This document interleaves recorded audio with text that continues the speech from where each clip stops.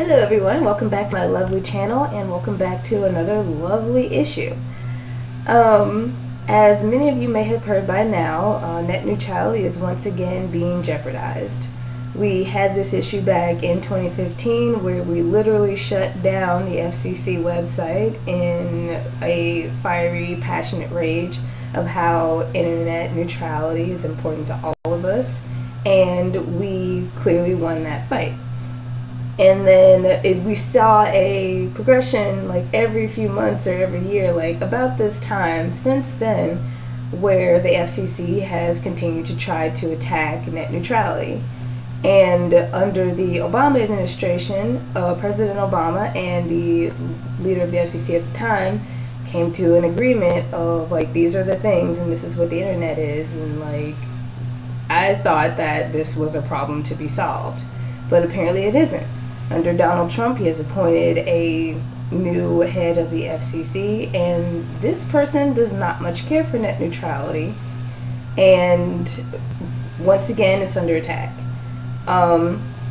They are going to vote December 15th on what happens to the internet, and I know that you've already heard this billions of times, but a very quick rundown that hopefully I can do in less than 30 seconds for the sake of this being a very boring topic is the internet is the best way I've heard it explained is a tube. So you pay your internet bill and it opens up this tube that is the access to all of the beautiful things on the internet, all of your cat videos, all of your porn, all of your lovely YouTube, Dailymotion, Vimeo, whatever you watch videos on. And the internet provider does not get to discriminate or slow down speeds to other websites or anything like that. So not only do you get the mainstream websites like YouTube, Facebook, Twitter, blah, blah, blah, you also get those lesser known sites like all those personally run individual blogs and an individual artist's own music portfolio and stuff like that. Or, of course, many lesser-known art sites or whatever it is that you're into that don't fall into those other categories. But if net neutrality is repealed, our internet will look like some examples that you may have seen of Portugal and New Zealand, where the internet itself will turn to tier packages.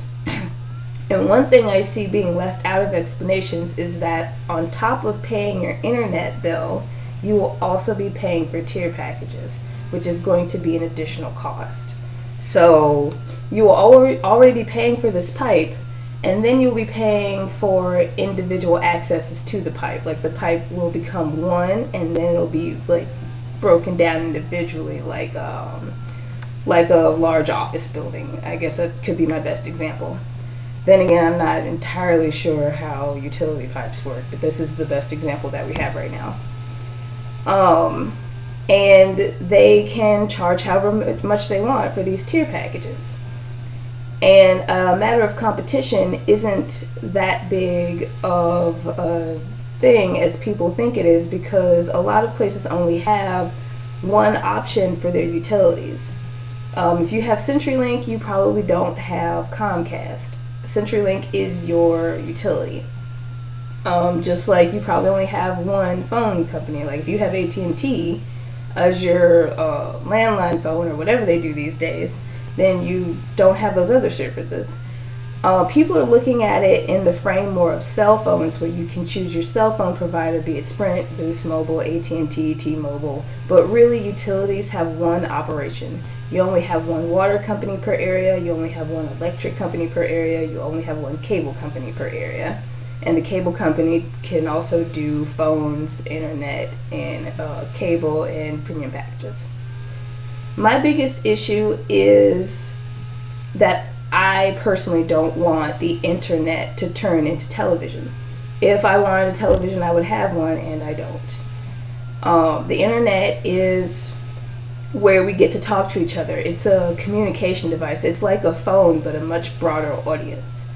And we've already deemed communication as a basic need under the government program where people get free basic phones with a certain amount of minutes, and some even come with unlimited text messages.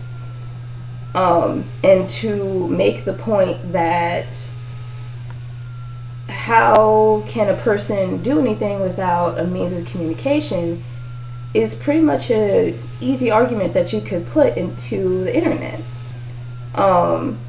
Having to go out of your way to use a service, like a person that doesn't have access to a phone, having to go to a place to be able to use a phone versus giving a person a phone so they can meet their basic needs. The biggest argument for that was people's access to employment, because employers nor prospective employees like to play phone tag. Not to diss any voice message services, because a lot of those services are offered to homeless people through people that very much care about the development of homeless people in their community. Please keep doing that. It's just that government phones make things so much easier, and it's not just about employment, of course, it's also about keeping in touch with your family.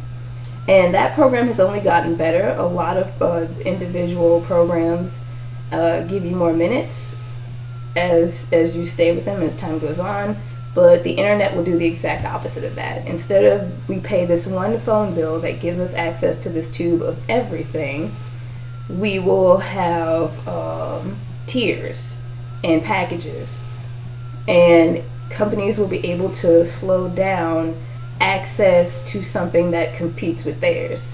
Another example of that is Netflix. Let's say Netflix versus Hulu. Netflix pays Comcast more money than Hulu can pay to get faster streaming. So if there's a series that you're watching on Hulu, Hulu will be slowed down exponentially. You will not lose access to it, but streaming will take forever. And people got to go to work in the morning, basically. Something that I would like to point out is that I knew this was already a thing because I was aware of what happened with Obama, but I am wondering how it is so easy for the internet to suddenly just fall out of being covered by freedom of speech just because we have a different president. I know that the point of us being able to change presidents is changing regulations and things like that to suit whatever era, because time and progression and blah blah blah in society and blah blah blah. But there are other things that have set with us that have been concrete since establishment, and of course little things have changed now and there to fit the progression of time in society. But I feel like that's something that shouldn't have changed, or that shouldn't change, or if it hasn't been established, it should definitely be established on paper, because we are having this fight every year now, and there's no reason to. We've already fought the FCC. We've even gone so far as to crash their website. We call our senators and representatives every time something like this happens. This is the one issue we can all agree on. No matter who you are, no matter where you're from, no matter what you think or what you believe, we need access to each other, and that is what's important.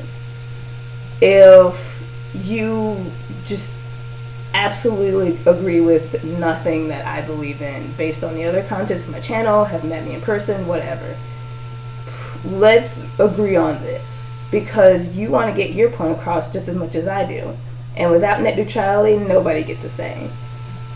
The internet basically turns into TV, and the reason why we have the internet is because we don't want TV.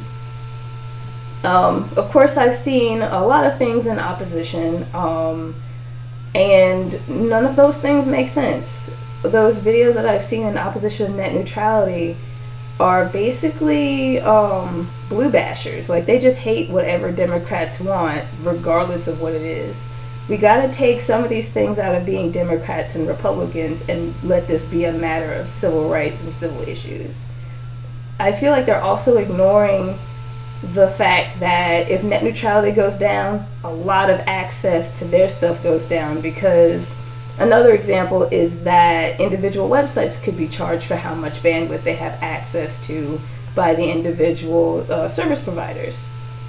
And if they can't pay, but CNN can, and that means CNN gets a word over them because nobody's going to wait forever for their webpage to load.